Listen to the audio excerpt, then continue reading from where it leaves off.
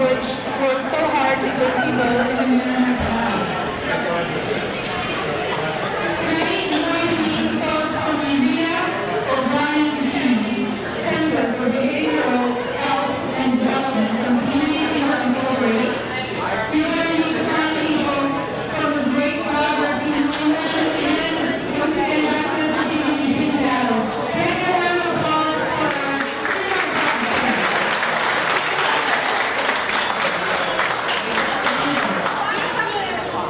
shortly we're going to hear from Max Corns and Nurse in the Master's House about what they did with your donations. Please take a look at the spotlight of our student sponsors meeting, the graduates, and that's Veterinary Hospital. Thank you.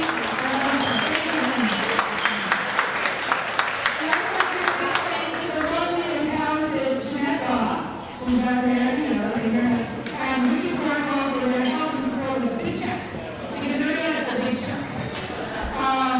And of course, thank you so much to the owner and staff of the Tewksbury Country Club and their family responsibility with your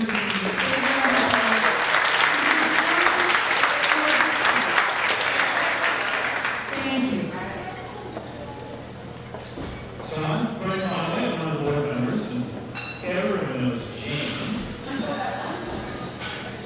Jane, one of the board members as well, our co-chair. We're very pleased to be here, as Jane said, and for wonderful reasons that we're here. And we often think that's not the season of giving. I think 100 people in the organization that started from Tewksbury has proven that Tewksbury does not have a season of giving. Tewksbury gives all year round. And this organization, as this organization started and connected folks across Tewksbury and here in this wonderful event, this venue here this evening, it really does show that Tewksbury has a very different approach to how we give. And that we want to support our organizations and support our citizens in the area. And how much money thus far, Jane, have we been able to support the number? So far we've raised, so the goal this year was to raise $40,000 in 4 quarters.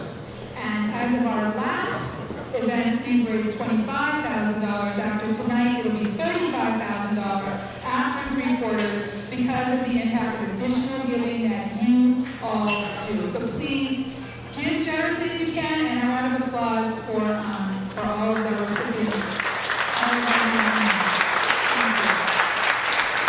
So, Jane, I think we'd like to introduce a few more folks so people know who's who.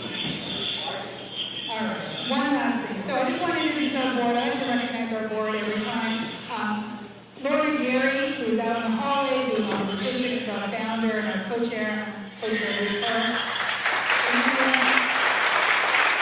The chair is Lizzie Palomino. She's back over there. She's amazing. Our compliance chair is Mike Molina. Melissa, he's back there. And our giving manager and our nonprofit liaison is Beth McFadden, and lost track of her. And our nonprofit vetting coordinator is Brad, who, like everybody else, is also our sponsorship coordinator is Scott Wilson, and he's the man you want to look for if you are looking to sponsor our next event. And one thing I did want to mention is that in 2022, we will be opening up membership. So we will be expanding our membership in 2022. So talk to your friends, and we will be getting a little bit bigger in 2022. Thank you. And a few more folks to thank. We want to thank Richard Carabinian and Aaron Azzel for volunteering, along with Jenny Perron as well, to help make this evening possible. So thank you to all of you. And now, please join me in welcoming back Lazarus House, who will give us a brief update on all they've done with their funds and what they're doing as an organization.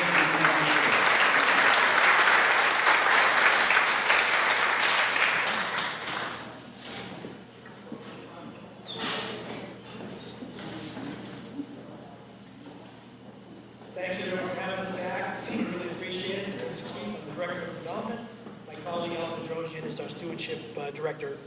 So we want to thank you guys for having us back. it seems like it was just, we just here a few short months ago. We've done a huge amount of things at Lazarus House. So we'll kind of give you a quick overview of where we're at, and then give you an update on what we did with your support. So since the last time we were here, a lot of things have been happening. We discussed when we were here that our soup kitchen renovation is about to happen. It's actually underway now. We're looking for that to be completed at mid-January, and that'll be great. It's a dated facility. Our capacity has certainly increased, so this will give us the opportunity to provide more support, more services to the guests that come to us and to the community as a whole. And so it has become not only a soup kitchen, but a community center. People receive food, nourishment, wellness checks, and a number of different things. Advocacy is part of our structure. We want to be the place where people can go for food and shelter, social services, and other needs. And I'll let Ellen fill you in on some of those topics. Hi everyone, thank you so much again. I was talking with some people when we were waiting just of when people say to us, we just did this. You didn't just do something. You did an amazing thing by giving us the grant that you did.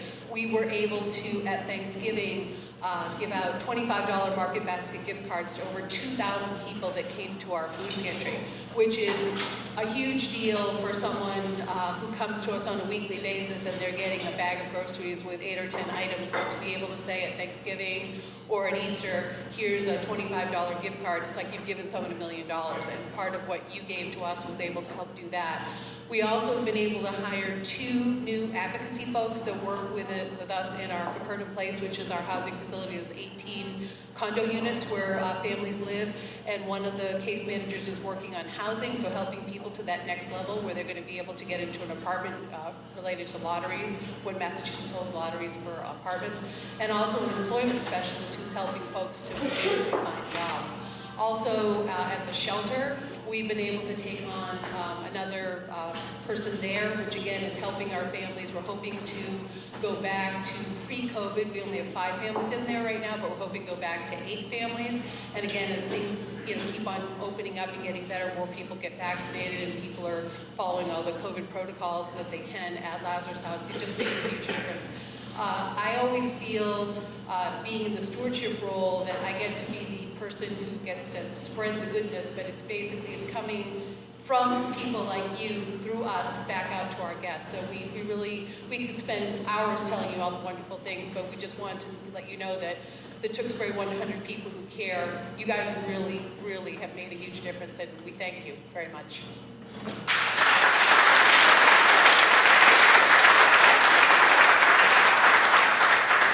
So when we were here last time, we were kind of giving you a bird's eye view of Lazarus House, but we were primarily here because there's a big need for food insecurity. It's huge where we are. We were very proud of being able to pass out this information card. What it says is that prior to the pandemic, we fed, between our soup kitchen and our food pantry, combined, we fed over 8,500 people per month. We thought that was great. And when we were here, that number had risen to 31,000. So this number's dated. Last month, we fed over 43,000 people combined through our soup kitchen and food pantry. We don't do that without the support that we get from organizations like this. So on behalf of Lazarus House and the many guests that we provide our service to, thank you all for your support. We really appreciate it. If anybody wants to come up and take a tour, give us a call. We'd love to have you up there and see how your support has benefited us and our community. So thank you very much.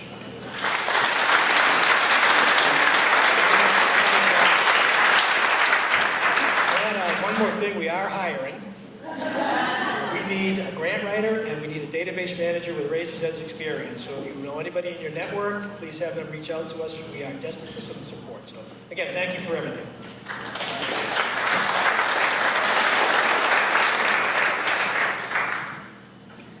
Thank you so much to Lazarus House. Okay, so now we begin. Our first group up this evening, and with a warm welcome, they're back with us tonight, Hidden Battles, Scott Hyder and Dan Houston.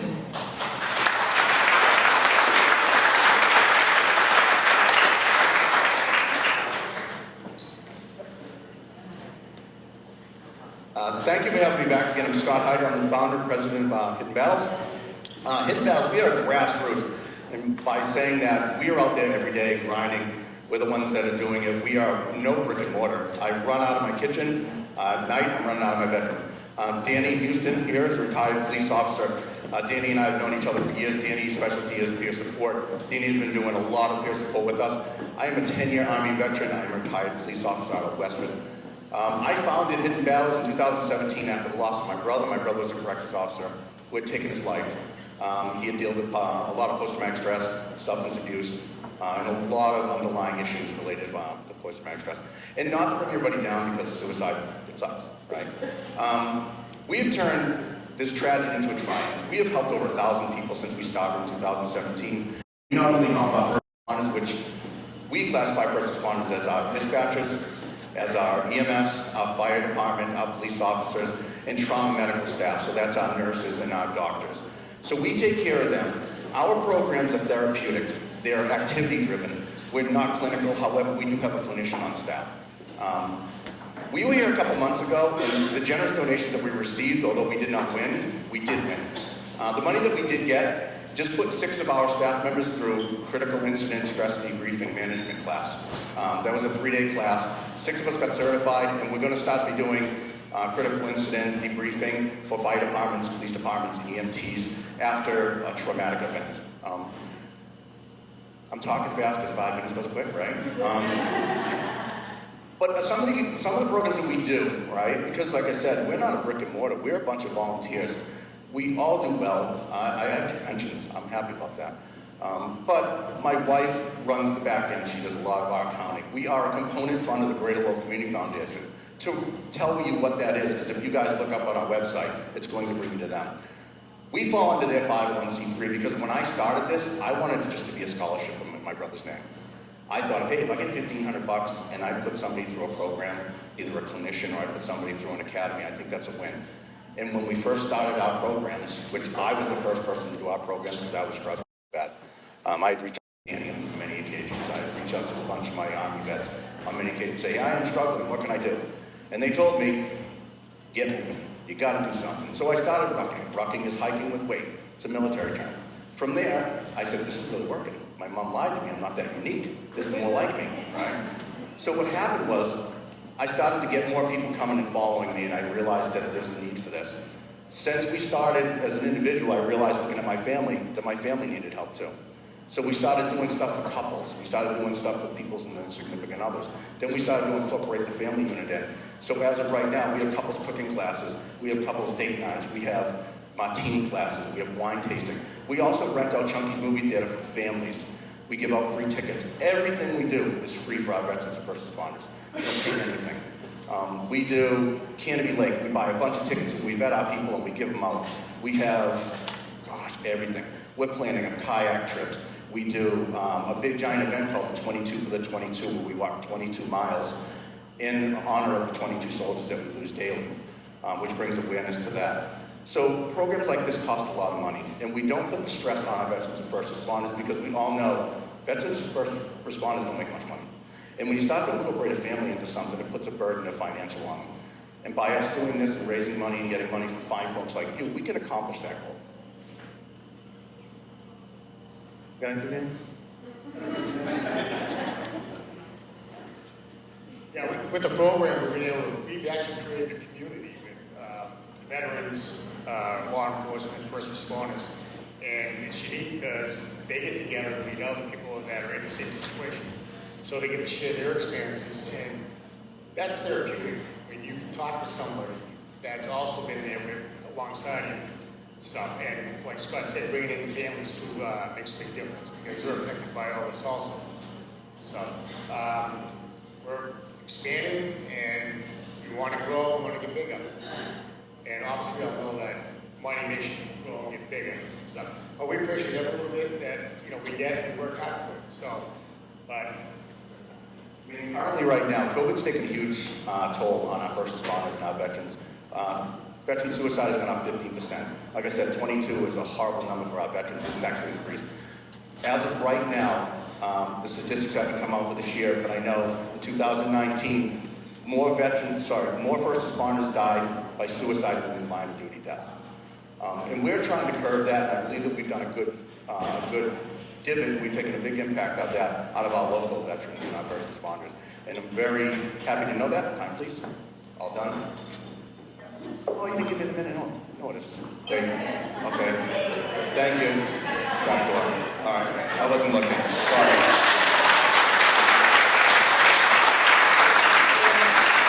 Oh, we have questions. I think hopefully. Questions, please. Sure, sir. On a monthly basis, depending on the activity. We just did a couples cooking class at UTech and Lowell. We did tenderloin, and it was a Christmas-themed cooking class, and that's to build couples.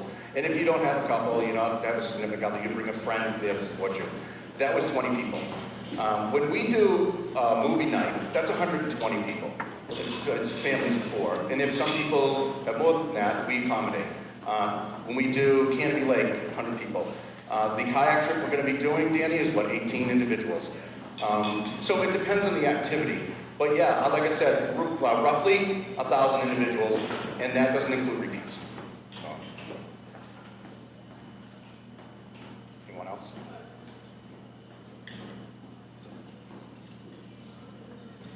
Just do me a favor, we have these little handouts there for the suicide prevention hotline. If you wouldn't mind just grabbing one, it's great to keep in your wallet in case you do run into somebody who's struggling. And that's not a pitch to help us anymore, it's to help other people. So, thank you.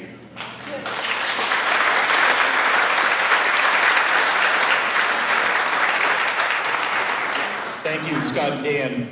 Just a brief announcement. This bracelet was found up at the bar. I don't know if someone tried to pay for a drink with it, but if you did lose it, this is a bracelet that may have fallen off. No takers. Oh, there it is. You're the lucky winner. There you go.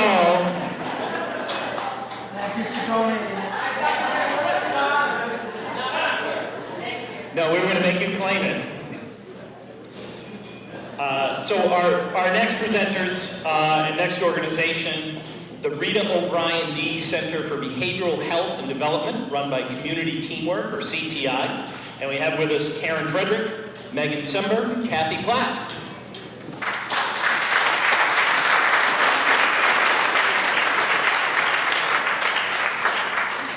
So good evening, 100 people, Tewksbury chapter.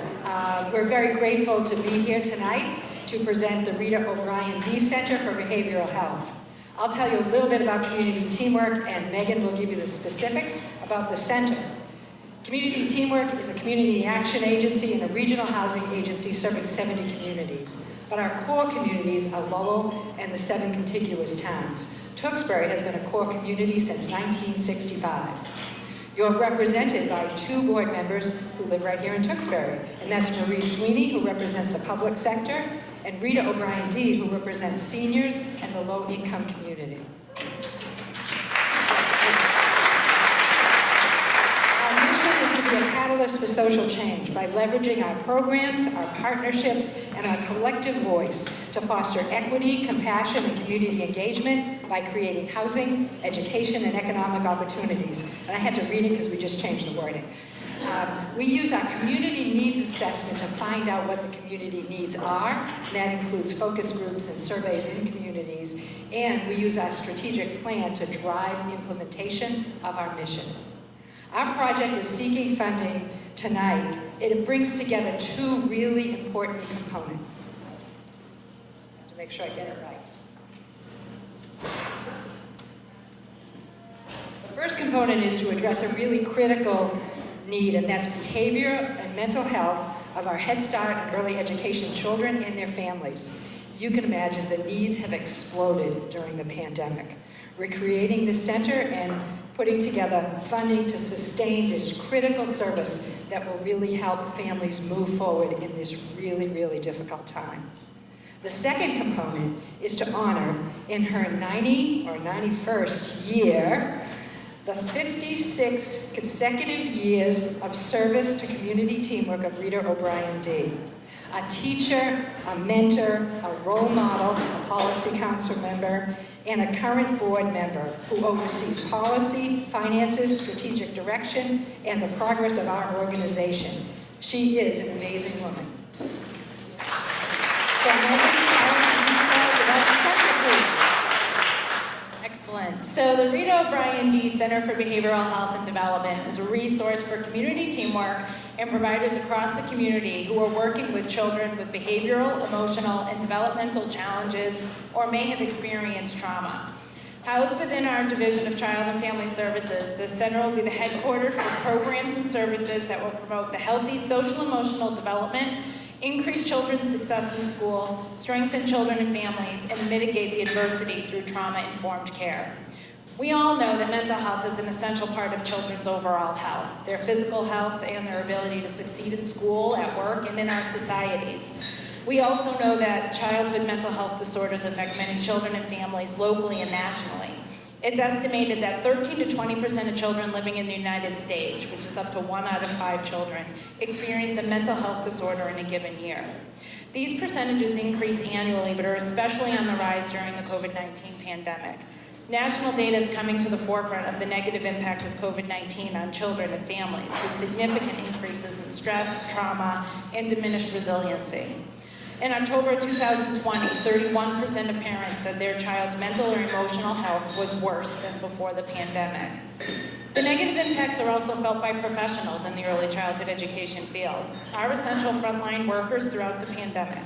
Critical supports are needed for not only increasing behavioral health resources and services, but also to support our staff, battling with their own struggles and COVID traumas.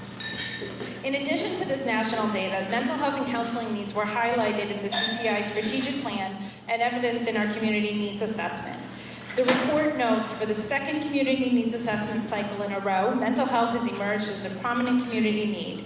In fact, our survey shows that mental health jumped from the 4th most cited need to the 2nd most cited need from the prior cycle. Now more than ever, it's especially important that parents, staff, and partners in our community work directly with children, have the capacity, skills, and support to foster children's healing and post-traumatic growth. This opportunity to build this center was made possible from an anonymous donor for some seed money. We've also have received some additional pockets of money and some additional funding through the Greater Lowell Community Foundation. The center will enable us to respond to the critical need and address the significant growing public health issue. So the center structure and program will be facilitated by a partnership that we have with the UCLA Healthcare Institute Trauma-Informed Resiliency Training, increased resources, and expanded partnerships. Throughout this next year, we're embarking on an in-depth analysis of the needs of our staff, children, and families. We'll examine the resources that exist across the Greater Lowell area, identify the gaps in services, and learn more about local and statewide initiatives around child mental health, leverage resources as much as possible, and dive deep into the work to make this center a reality.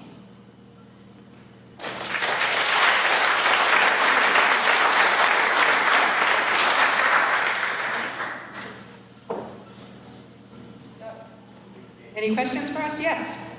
Where is the center physically located, and what school districts are you going to target? So the center is physically located at 126 Phoenix Ave, which is on the Lowell-Tewksbury line right across from Stadium Plaza. It's our largest child care facility with typically about 400 children there. It will serve, we serve over 1,200 children every day. This will serve all the children across our system. And they're children as young as babies who come to our infant toddler programs, right through school-age children who attend public schools. So the children in our child care centers are from all of our 7 communities. So anyone who's enrolled with us will benefit from this center. Any other questions? Yes? Yes, you have the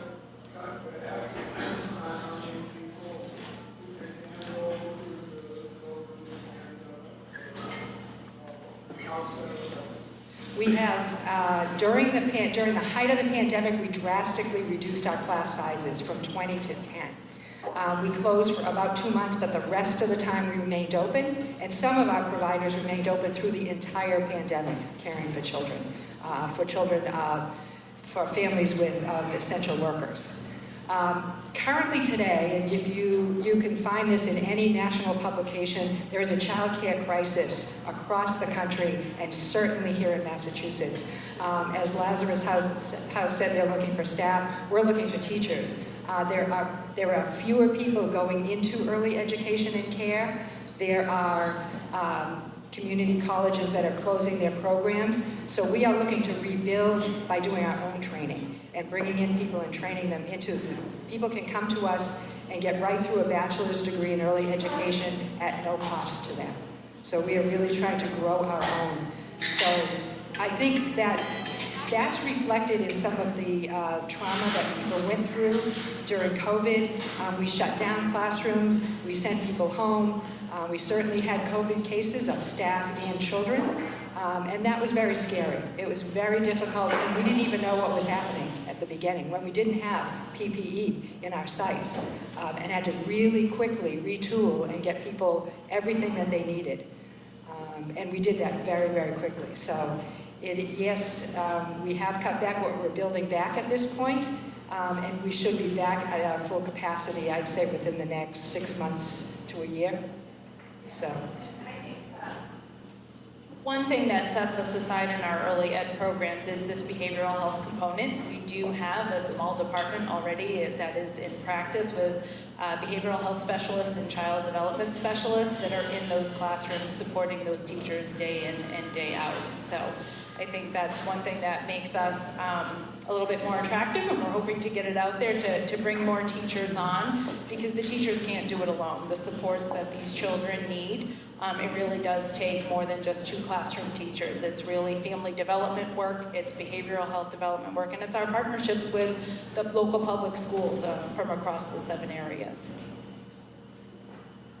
Yes.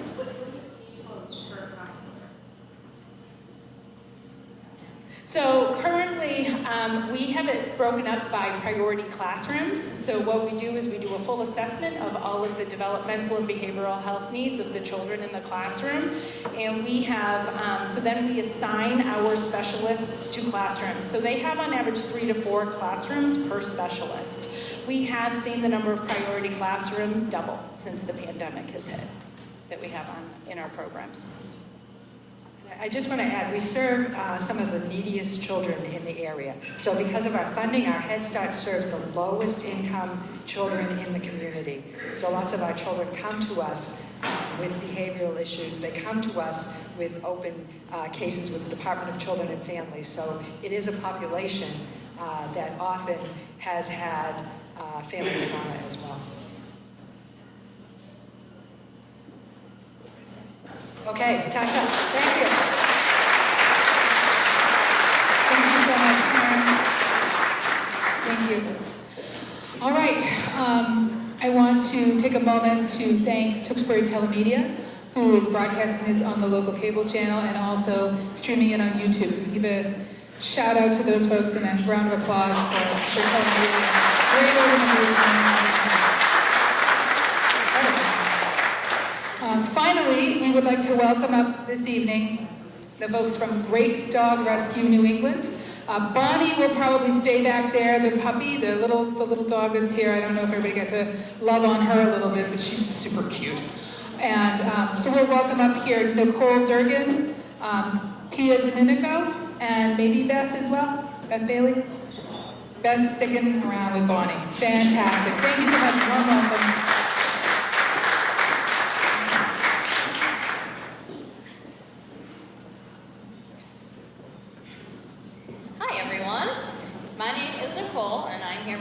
Great Dog Rescue New England. I am one of our adoption coordinators.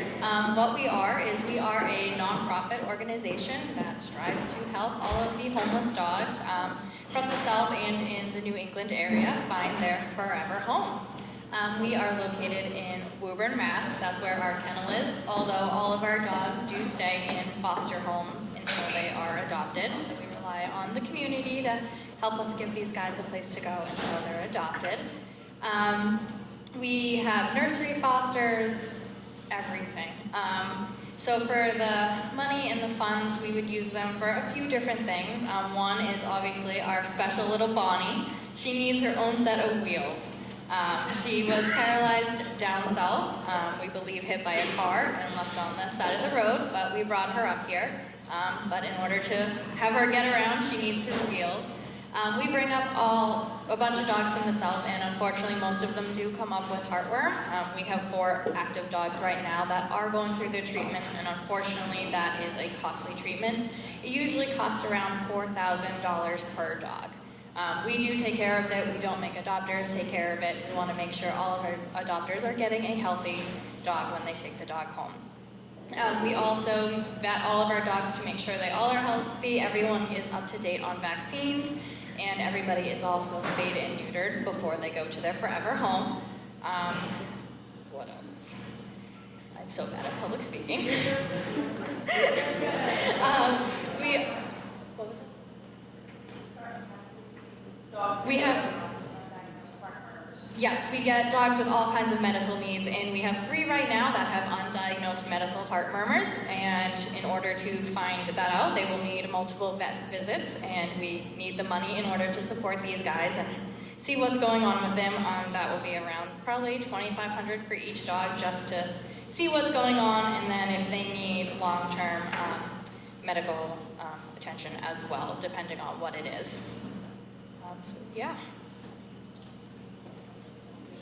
Hi, I'm Pia. So Nicole is the adoption coordinator. She works with the people placing the dogs, and I actually work on the quarantine facility side. So I take care of the dogs every Thursday and Friday evening while they're in our care. So we bring up about 50 dogs per week. They stay in the quarantine facility for 48 hours as required by state law, and by Saturday morning they go to their forever or adoptive homes. None of our dogs stay in the kennel. It is strictly for quarantine purposes. All our dogs, when they do go to their adoptive homes, they are, as Nicole mentioned, up to date on all vaccinations and, medically cleared. They see a veterinarian on Thursday morning when they arrive, and again on Saturday morning before they are picked up from the quarantine facility. We do, as mentioned, we just received 3 dogs recently that had undiagnosed heart murmurs that we are now dedicated to seeing through to make sure that they are treated. We've seen pretty much every kind of medical condition that you can think of, but once we do take on the dog in our care, we do see through, through to the treatment. And, we live in the Northeast, so we all know how expensive veterinary treatment can be, though we do obviously get a discounted rate through Andover Animal Hospital, which has been wonderful to work with.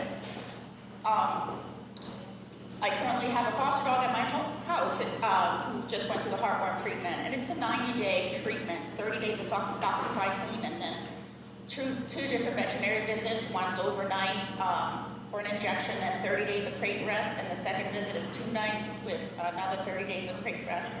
So it's a commitment to take care of these dogs, and we are volunteer-based, and it's a bunch of crazy people really getting together, to take care of these dogs on a weekly basis and try to find them the best homes possible. Last year we brought in about 2,900 dogs. We are on track to make about similar numbers this year, though the numbers have gone down a little bit with people returning to work, and of course resulting in some returns, as people couldn't make stick to the commitments that they originally made. But We love the dogs and everybody we work with. We are all volunteers, so we are just our little great dog family. I'm so very thankful to be a part of.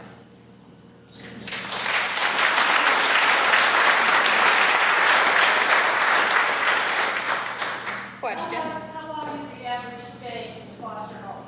So that really depends on the dog itself. Usually puppies, our adoption process is usually 7 to 10 days from the start to finish. So normally a puppy, I would say anywhere from a week to 2 weeks. Sometimes we do have fosters that just need a quick overnight stay while they're waiting to be spayed or neutered. So sometimes it's a 24-hour foster.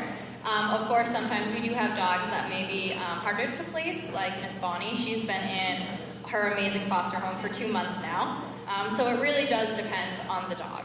right, I've had a millionaire since first week in August, and I have 3 dogs of my own, but my husband has fallen in love with her, so it's, we don't have 7 applications, but none of them can for you to have home for the holidays, so she will stay with me. But yeah, so it's been 4 months, Yep. so it really depends. They all dogs. I had a dog for a year, so because she had behavioral issues, so it really does depend.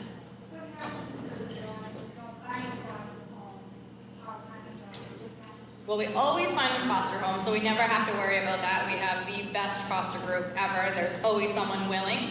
And if they don't find a home, they usually stay in their foster homes for a while. And if they're anything like me, they're a foster fail.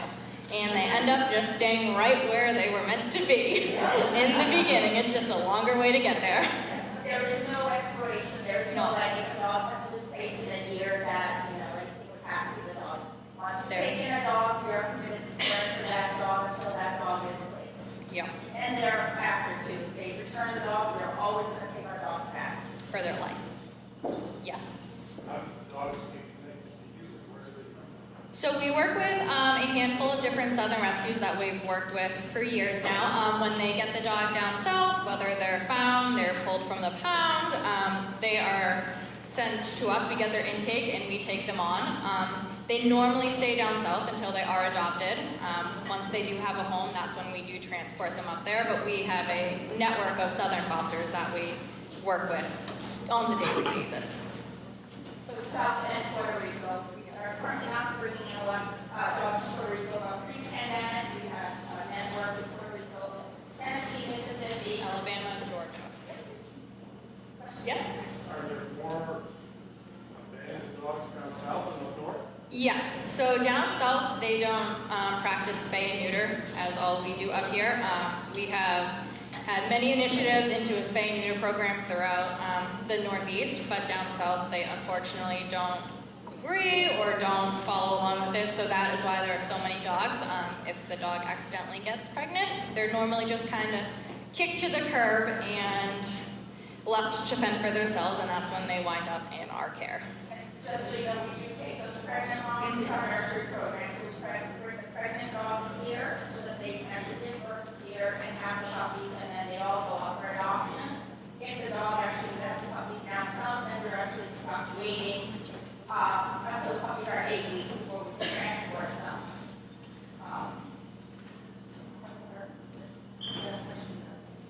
One quick thing. While we do commit to, we take care of the dogs here, the rescue also does fund spay neuter programs in the south. So we're not just taking care of the dogs here. We're actually actively involved with our rescue partners in funding, spay neuter programs in the south as well. Do you miss dogs with service programs? So that's a tricky question. We don't adopt any dog out specifically for an emotional service dog or anything like that, just because we don't put the dogs through any training and we can't verify that they would pass it. If you do that on your own, you are more than welcome to, but we can't adopt one out specifically for that reason.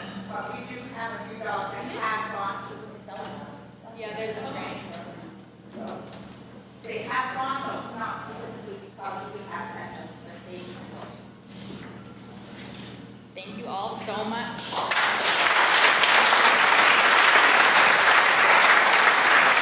Thank you so much. All right, now is the time. If everybody can take out your ballots, it's time to vote. We will be coming around, board members will be coming around with baskets to collect your ballot. Keep the envelope, work on the ballot. Mark your choice and put it in the basket. And as you choose right now, if you haven't already, keep the envelope.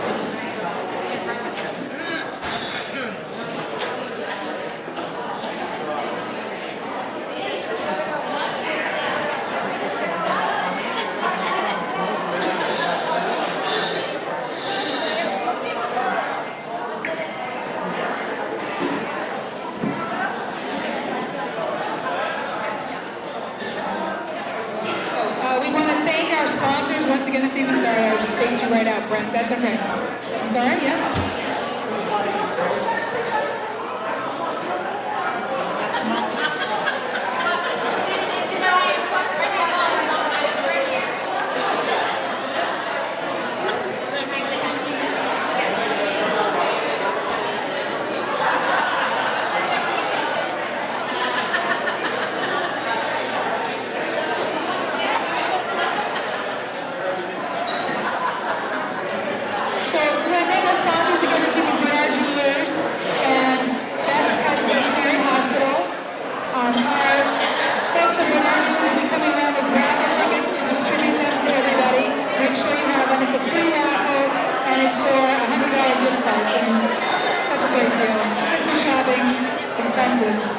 Also, I like jewelry, I'm just saying.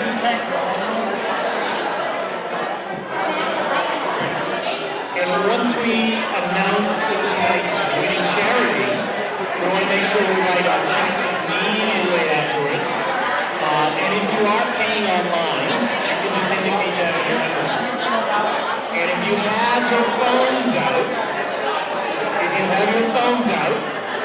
can mark on your calendar, March 28th will be our next 100 people event. We'll be right back here in this venue at Tewksbury Country Club. March 28th is our next event. So work through those ballots, and we'll be back with you in a couple minutes to announce our winning charity.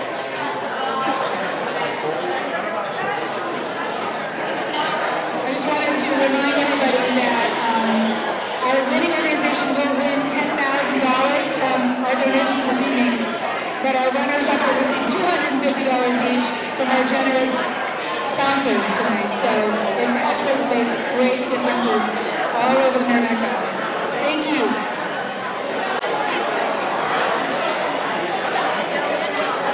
Okay, everyone. We have your attention. So first, we want the folks from Bernard Jewelers to let you know who the raffle winner is. So, do you want to? Spin the wheel. We have over 100 people, so we're just going to spin it.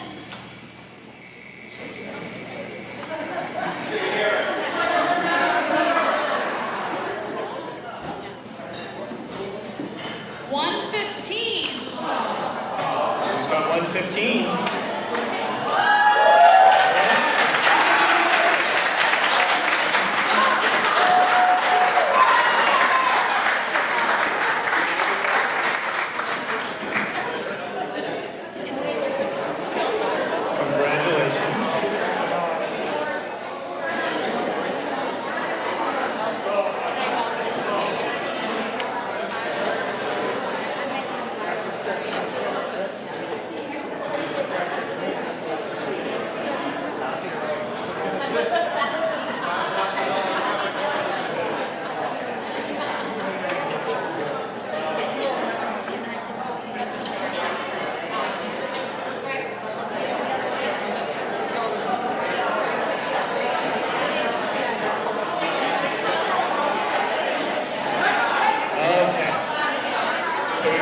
Our winner, and thank you very much for everyone. And the winner this time is Hidden Battles.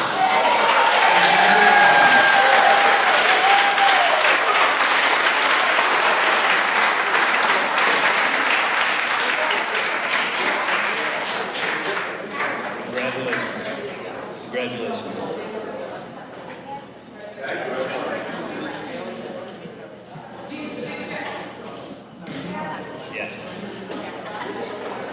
Are we ready for that, the presentation of the check?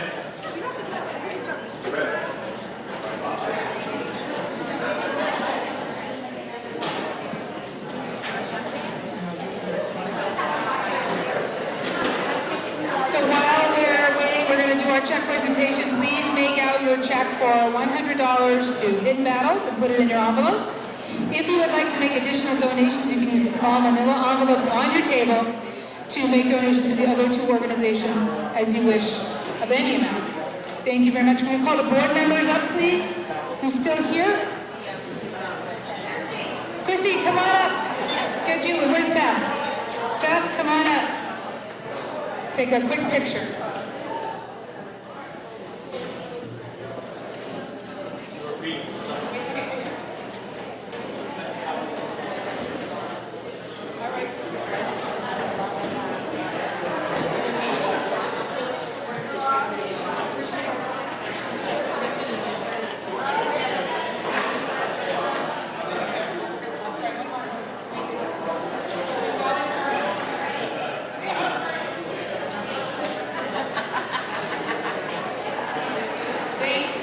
Congratulations to Hidden Battles. Wonderful. Thank you for coming back. Thank you for all the important work that you do.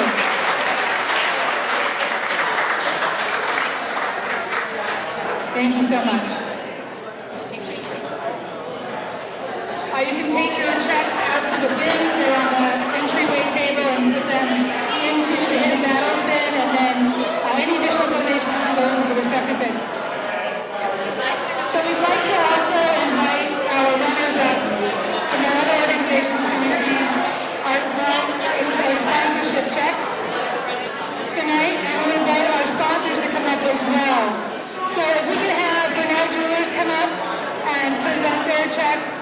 to the folks from the Rita O'Brien D. Center for Behavioral Health and Development. It's a mouthful every time. Also, can I have Marie Sweeney and Rita O'Brien D. in the house? Please come up and have your picture taken with your organization for our check presentation.